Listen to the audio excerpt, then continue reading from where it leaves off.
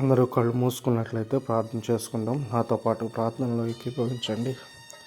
మమ్మల్ని ఎంతో మిక్కిలిగా ప్రేమించిన మా ప్రియ పరలోక తండ్రి, నీ శ్రేష్ఠ నామానికి వందనాలు స్తోత్రాలు ప్రభువా.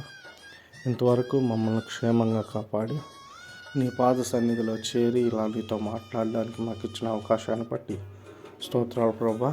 నీ చిత్త ప్రకారం నీ దయా సంకల్పం చొప్పున మమ్మల్ని ఇంకా సజీవుల జాబితాలోనే ఉంచి నా ప్రభువా, నా తండ్రి, నా దేవా అని నీకు మొరపెట్టుకోవడానికి మాకు అవకాశాన్ని ఇచ్చారు ప్రభువా.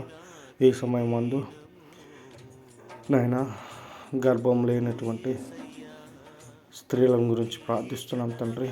నాయనా చాలా ఏళ్ళయింది పెళ్ళయి, కానీ ఆ సోదరుడు నాయనా అలాంటి వారిని మీరు జ్ఞాపకం చేసుకోండి. వాళ్ళకి పిల్లలు లేరు, చాలా మానసికమైన బాధను అనుభవిస్తూ ఉండగా అలాంటి వారిని మీరు జ్ఞాపకం చేసుకోనండి. ఇప్పుడే మీ దయగల హస్తముతో వారి గర్భాలను తెరవండి ప్రభువా. వారు ఫలించులాగున నీ కృపా సహాయతను కలుగు చేయండి ప్రభువా. మరి ముఖ్యంగా ఆ కుటుంబాలు ఆ పరిస్థితుల్లో ఉండగా వారు అనుభవించుతున్నటువంటి మానసికమైనటువంటి ఆ ఇబ్బంది నుండి వారిని తొలగించండి.